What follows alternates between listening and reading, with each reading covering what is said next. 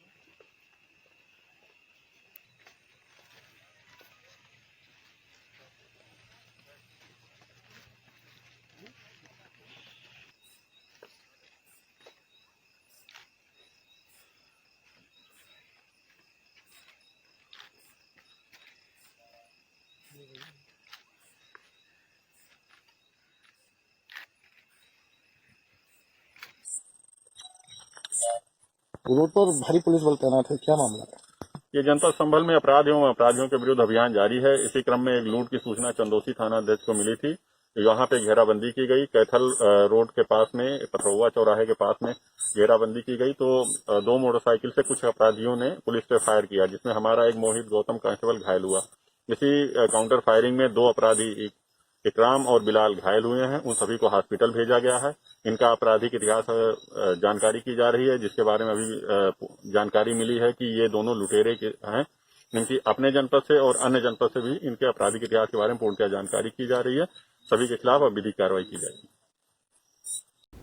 खबर कालपी जालौन से है। नगर में वाल्मीकि समाज ने सभासद प्रतिनिधि बरकत अंसारी के नेतृत्व में निकाला कैंडल मार्च। जी हां, मोहल्ला राजेपुरा से सब्जी मंडी फुल पावर चौराहे से राम चबूतरा होते हुए दुर्गा मंदिर चौराहे पर समापन किया। छायावृत्ति पर मोमबत्ती लगाकर श्रद्धांजलि अर्पित करते हुए 2 मिनट का मौन धारण किया, जिसमें वाल्मीकि समाज में समाज सेवी विष्णु वाल्मीकि ने कहा कि हमारे समाज को हर जगह दबाया जाता है, पढ़ लिख कर भी हमारी सुनने वाला कोई नहीं। यह आपको बता दें कि 2012 में निर्भया केस सामने आया था, जिसके बाद पूरे देश के लोगों में आक्रोश दिखा था और लाखों करोड़ों की संख्या में लोग सड़कों पर उतर आए थे निर्भया को इंसाफ दिलाने के लिए।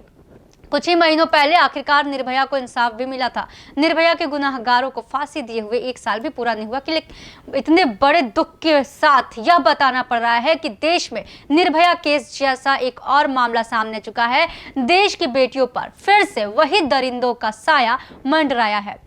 आपकी जानकारी के लिए बता दें कि उत्तर प्रदेश के हाथरस जिले में घटी घटना ने हर किसी को हैरत में डाल दिया है। आज से 8 साल पहले इसी प्रकार की दरिंदगी भरा अपराध हमें दिल्ली में देखने को मिला था और इस मामले के सामने आने के बाद एक बार फिर निर्भया केस की याद लोगों को आ गई है। बरकत अंसारी के नेतृत्व में कैंडल मार्च निकाला गया, जिसमें विष्णु वाल्मीकि, समाज सेवी अजय, धीरेन्द्र, रविंद्र, अंकित, देवा वाल्मीकि, इमरान, सभासद उर्फ पिंटू, अफाक, शकील अंसारी, सलमान के साथ करीब आधा सैकड़ा लोग शामिल रहे। देखिए कालपी से इरफान अंसारी की रिपोर्ट।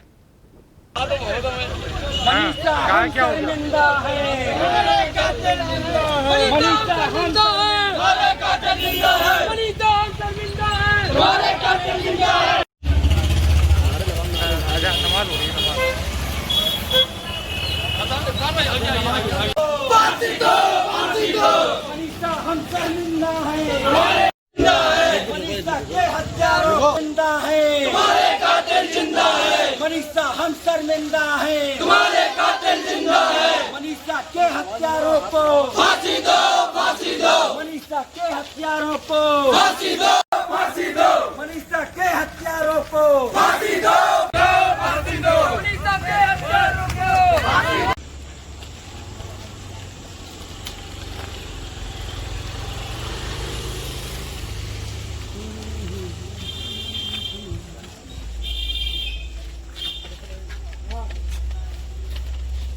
ये जो आज आपने फिर से कैंडल मार्च निकाला है, इसको आप क्या संदेश देना चाहते हैं? देखिए, हम तो बार बार निकालेंगे जब तक न्याय नहीं मिल जाता।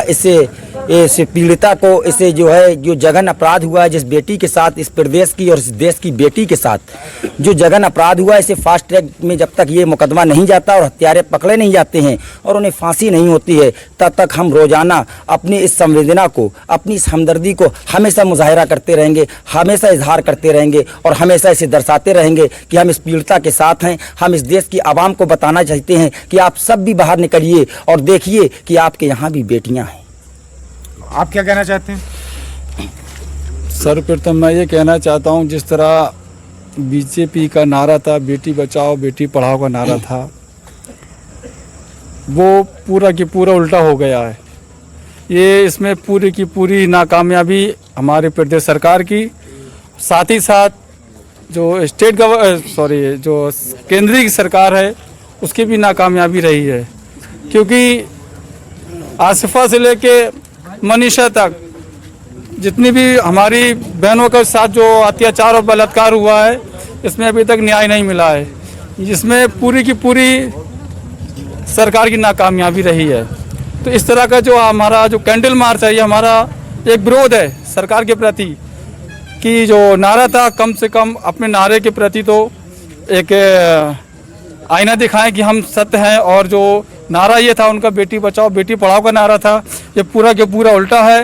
इस प्रदेश में क्या, इस देश में भी हमारी बहन बेटियां सेफ नहीं है। लिहाजा ये है कि जो जो अत्याचार जिन्होंने किया है, जो जो दोषी हैं, उनको कड़ी से कड़ी कार्रवाई करके फांसी देना चाहिए। आज आपके जिले में ये घटना का आरोप लगाया, एक महिला ने आरोप लगाया, उसके साथ कई लोगों ने दुष्कर्म किया है, उस पर आप क्या कहना चाहते हैं? देखिए, ये आज का मामला नहीं है। जब से योगी सरकार सत्ता में आई है, काबिज हुई है कुर्सी पर, जब से लगातार अपराध बढ़ रहा है, बेटियां सुरक्षित नहीं हैं। और योगी सरकार जो कि कहती है कि हम अपराधियों को काउंटर कर रहे हैं, जब ये देखिए कि अभी कितना इस तरह से निडर लोग हैं। अभी मनीषा वाल्मीकि के साथ अत्याचार हुआ, दूसरे दिन बुलंदशहर आग से बिल्कुल बबूला होता, उसके साथ हो गया, फिर यहाँ जालौन में हो गया। मैं तो ये कहना चाहता हूँ मीडिया कर्मियों की जानिब से, सारे देश और प्रदेश तक जो भी हों सुन लें कि अगर सारे देश की महिलाओं की बात कर रहा हूँ मैं, मीडिया कर्मियों सुन लो, प्रशासन की बात नहीं कर रहा हूँ, महिलाओं की कर रहा हूँ, पुरुषों की नहीं कर रहा हूँ, सारी बहन बेटियां एक साथ आंसू बहा दें तो प्रदेश में, देश में इंकलाब आ जाएगा। बस की दुश्वार है हर काम का आसा होना, आदमी को भी मयस्सर नहीं इंसान होना। एक आंसू भी हुकूमत के लिए खतरा है, तुमने देखा नहीं आंखों का समंदर होना। तो इस तरह कैंडल मार्च निकालने से आप क्या बार बार हर रोज कैंडल मार्च निकाल के अपनी मांग को इसी तरह उठाते रहेंगे? देखिए, न्याय के लिए लड़ना इस देश में संवैधानिक अधिकार है। अभिव्यक्ति की आज़ादी को आप कुचल नहीं सकते। हम अशांति के साथ ये नहीं कर रहे हैं। बताइए कि इस देश में अगर बेटियां सुरक्षित नहीं है, बेटी पढ़ाओ बेटी बचाओ ये नारा जब दिया था तो मैंने समझा कि ये होना ये चाहिए है कि हो सकता अच्छा काम होने वाला हो, बल्कि ये इंडिकेट था, ये एक इशारा था, ये खतरे की घंटी थी। मैं अब समझ पाया हूँ। ये कह रहे थे बेटी पढ़ाओ, समझ में आता है, फिर कह रहे थे बेटी बचाओ, अपनी अपनी बेटी बचाओ इन जो हत्यारों से, इन बलात्कारियों से, अब समझ में आया। और यहाँ नीचे और मैं आता हूँ, अपने तरफ से बरकत अंसारी जोड़ता है कि अब तो नारा मैं बनाता हूँ कि बेटी उठाओ। अब आप बेटियां उठाएंगे और उनको न्याय भी नहीं देंगे, फास्ट ट्रैक कोर्ट में डाल के फौरन इन्हें फांसी देना चाहिए, ताकि ऐसे जघन्य अपराध पे मैं शासन से और प्रशासन से मांग करता हूँ कि आप सुनिए, इस तरह के केसेस बढ़ रहे हैं, सरकार का इकबाल कमजोर हो रहा है, लॉ एंड ऑर्डर कमजोर हो रहा है। जल्द से जल्द मैं ये कहना चाहता हूँ कि आप सरकार का विश्वास जीत, अगर भरोसा का जनता का कायम करना चाहते हैं, अगर तो इसके पे अभी भी कंट्रोल कर लिया जाए। कहते हैं कि इंग्लिश में कहावत है कि बेटर लेट देन नेवर, देर आए दुरुस्त आए। अगर आप इस पे अभी काम कर लें तो हम लोग सब लोग अभी भी हम थोड़ा सा संवेदना मनीषा से जुड़ी रहेंगी, लेकिन ये हो जाएगा कि चलो आगे अपराध नहीं हो रहा है। इस पर आप क्या जाहिर करना चाहते हैं? देखिए, परसों मैंने मीडिया में कहा था हाथरस प्रकरण को लेकर के कि अभी तक जो है धरातल पर जमीनी स्तर पर कोई ठोस कार्रवाई नहीं हुई है। मैं यूपी की आदरणीय राज्यपाल महोदया आनंदीबेन पटेल से आग्रह करता हूं कि स्वतः संज्ञान लें, सरकार को नोटिस जारी करें और मनीषा वाल्मीकि के लिए इंसाफ दिलाइए। मेरी संवेदनाएं, मैं अपनी संवेदना व्यक्त करता हूं मनीषा के लिए, और हिंदुस्तान का पूरा सभ्य समाज मनीषा वाल्मीकि के लिए इंसाफ की गुहार लगा रहा है। योगी आदित्यनाथ से मेरी योगी आदित्यनाथ से मैं निवेदन करता हूं कि वो जल्द से जल्द पीड़िता को इंसाफ दिलाएं और प्रदेश को अपराध मुक्त का जो नारा लेकर के आए थे, अपराध युक्त बना दिया है। पूरे प्रदेश में जो है अपराध चरम सीमा पर है। आप आए थे कि बेटी बचाओ बेटी पढ़ाओ, ये आप नारा नहीं था, ये आपकी चेतावनी थी। आपकी कार्रवाई नहीं करते हैं कुलदीप सेंगर पर, आप नहीं करते हैं होम मिनिस्टर चिन्मयानंद पर, कितने केसेस आप देखेंगे। तो कहने का मकसद ये है कि आप पहले जो है अपनी पार्टी के जितने दागी मंत्री हैं, जितने रेपिस्ट मंत्री हैं, जितने रेपिस्ट विधायक हैं, उन पर पहले कार्रवाई की जाए, तब मुझे ये आश्वासन मिलेगा कि प्रदेश जो है अपराध मुक्त होने की डगर पर चल रहा है। हाथरस घटना को लेकर के डीएम ने और एसपी ने वहाँ पे बोला है कि यहाँ पे कोई दुष्कर्म नहीं हुआ है, फिर भी उसके बाद भी इस तरह का देश भर में प्रोटेस्ट चल रहा है, उस पर आपकी क्या राय है? नहीं, ये तो आप बताएंगे। मीडिया को वहाँ जाने नहीं दिया जा रहा है, विजुअल को लेने नहीं दिया जा रहा है, कवरेज नहीं करने दिया जा रहा है, ये तो गोदी मीडिया बताएगी। आप जो है बच्चन परिवार की सारी गतिविधियों को, सारे मूवमेंटों को कवर करते हैं। आराध्या ने क्या पहना, ऐश्वर्या कहाँ जाएंगी, आज बच्चन परिवार कहाँ रहेगा, ये पीड़िता के लिए आप क्या बोलेंगे? आप उनके बेडरूम से सारी खबरें लीकेज कर रहे हैं और इस पीड़िता के लिए, इस वाल्मीकि समाज की, इस देश की बेटी के लिए आप क्या कर रहे हैं? आप चलाइए हैशटैग, आप चलाइए ट्रेंड, देखते हैं आप कहाँ तक सरकार से जो है बातचीत कर सकते हैं। आज आपने कैंडल मार्च निकाला है, इस पर आप क्या संदेश देना चाहते हैं? सरकार से मेरा तो ये संदेश है, पहले मेरा नाम विष्णु वाल्मीकि है और ये मनीषा वाल्मीकि जी जिनका बलात्कार करके उनको ख़त्म हो गई हैं, वो एक्सपायर हो चुकी हैं, वो हमारी बहन थी। और हमारा कहना तो ये है कि उनको न्याय देना चाहिए सरकार को, जो सरकार सुन नहीं रही है, कोई ऑब्जेक्शन नहीं उठा रही है उनके खिलाफ। मेरा कहना तो यही है कि सरकार को कुछ भी सुनना चाहिए। हर चीज़ में हमारी समाज पीछे रहती है, हर चीज़ में हमको दुत्कारा जाता है। अभी भी हमारे साथ वही विचार हो रहा है, कब नहीं जागेंगे। हम लोग पढ़ लिख गए हैं, हर चीज़ से आगे हैं, पर हमको आगे नहीं समझा जा रहा है। बिल्कुल से जो पहले था वही अब भी है। तो मतलब हमारी बहन बेटियां पढ़ने लिखने के लिए आगे नहीं निकलेंगी क्या?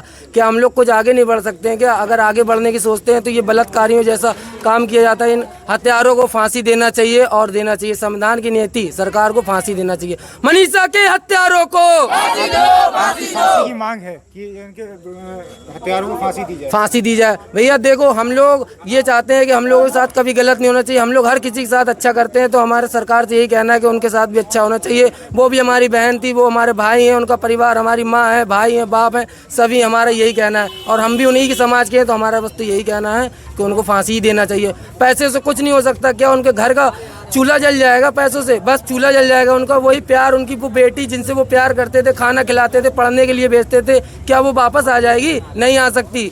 उनके इमोशनल, उनके अत्याचार जो हो रहा है वो ये क्या है? संविधान क्या देख रही है सरकार? हम लोगों ने इसीलिए बनाई थी। हमारा वोट तो सीधे बीजेपी पे खुला जाता है, सारा हमारा जितना भी वोट है बीजेपी पे। तो भाजपा ये नहीं सुनेगी क्या हम लोगों के?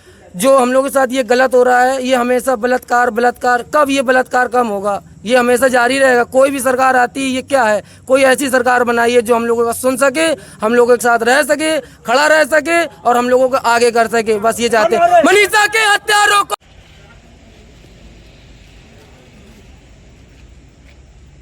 पूर्व युवा कांग्रेस अध्यक्ष वाल्मीकि जी कौशिक, ब्लॉक अध्यक्ष खरसोत कला दिनेश सिंह जी राठौर, डॉक्टर नरेंद्र सिंह जी राठौर, श्याम जी पुरोहित आदि ने धरना सम्मेलन में भाग लिया।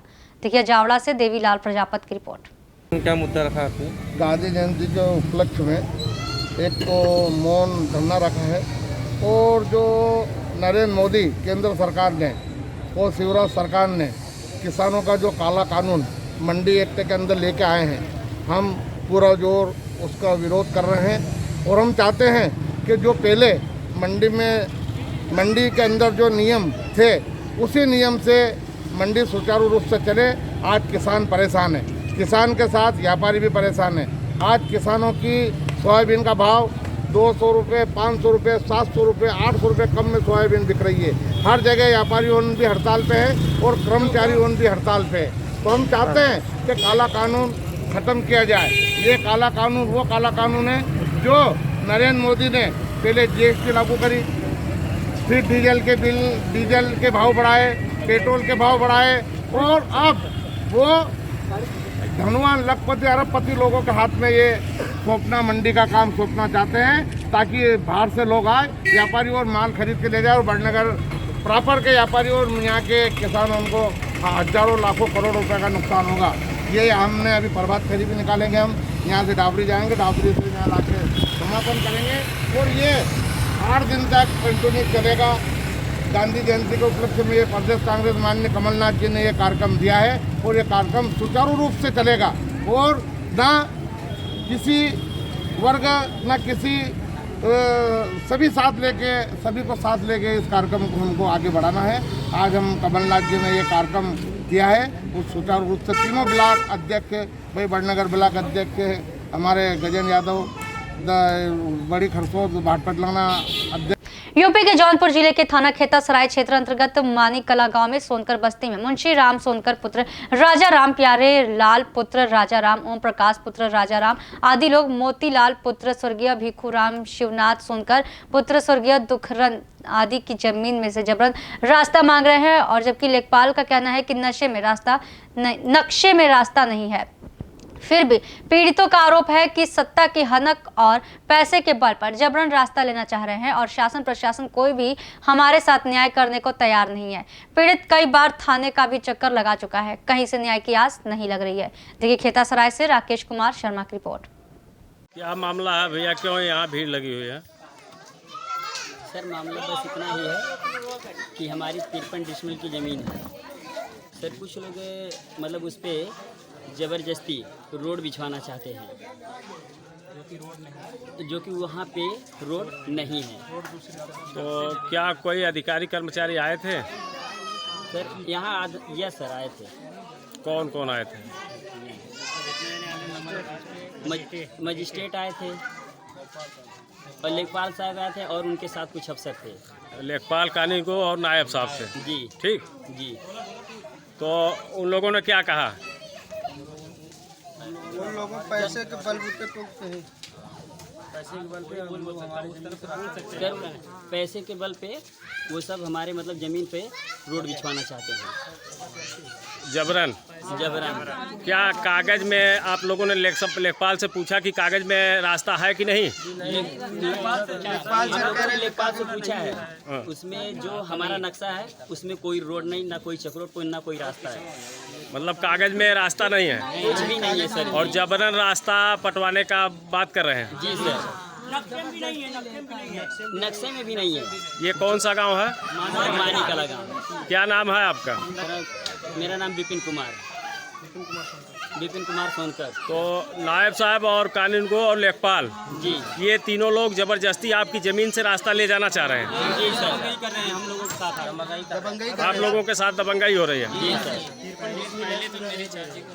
धमकी दे के आपका चेक नापे हैं कि नहीं नापे हैं? पूरी तरह से गलत नाप के चले गए हैं। नाप हुआ है सर, लेकिन अभी कंफर्म नहीं, मतलब एकदम सही तरीके से नाप कर नहीं गए हैं। तो क्या किसी के दबाव में ऐसा कर रहे हैं? जी सर, दबाव होएगा तभी सर, मतलब वहाँ पे जमीन मतलब नापी गई लेकिन पूरी तरीके से कंफर्म नहीं किया गया, तो मतलब इसका मतलब है कि कार्रवाई कोई नहीं किया गया है। और मेरी चाची सर पूरे तरह से चाची को दाई का गाँव दाई आ गया कि तवन लेके जाओ तू सब समझो। ऐसे ऐसे मारे भी रहे दो चक्कर। बताओ ना कौन कहा है कि जाओ समझो? यशो साहब डायरेक्ट बोले हैं, यशो साहब ये बोले हैं, सोचा हमसे बोल देलन कि बिछवाएंगे हम। यशो साहब बोले बिछवाएंगे। क्यों रास्ता पर पानी वहाँ पर थाने पे कोई सुनवाई नहीं। झगड़ा कर। तो आपने यशो साहब से नहीं कहा कि अगर कागज में रोड है तो आप बनवाइए, नहीं है तो मत बनवाइए? हमारे 13 डिसमिल जमीन है। कहा गया सर, लेकिन तो जबरदस्ती कर रहे हैं। जबरदस्ती कर रहे हैं? और 2-3 चक्कर मारे भी हैं, टीना वगैरह भी टूट गया सर, उसको देख लीजिए आप। गाय को भी मारे हैं। यूपी के बस्ती जिले में कुदरहा गांव वालों ने प्रधान व सचिव पर सरकारी धन के दुरुपयोग और हड़पने का लगाया आरोप। विकास क्षेत्र कुदरहा में सरकारी धन के बंदरबाट का सिलसिला जारी है। आए दिन ब्लॉक क्षेत्र में किसी न किसी गांव के लोग प्रधान व ग्राम सचिव के मिली भगत से सरकारी धन के दुरुपयोग की शिकायत मिल रही है। ताजा मामला ग्राम सभा भक्तोपुर का है, जहां पर श्रद्धा आनंद श्रीवास्तव और ओमकार चौधरी ने ग्राम प्रधान और सचिव के खिलाफ जिलाधिकारी आशुतोष निरंजन, मुख्य विकास अधिकारी सरनीत कौर ब्रोका और मंडलायुक्त बस्ती को दिए शिकायती पत्र में ग्राम सभा में कराए गए विकास कार्यों में सरकारी धन के बंदरबाट और विकास कार्यों में बड़ी अनियमितता का आरोप लगाते हुए गांव में कराए गए विकास कार्यों की जांच की मांग की है।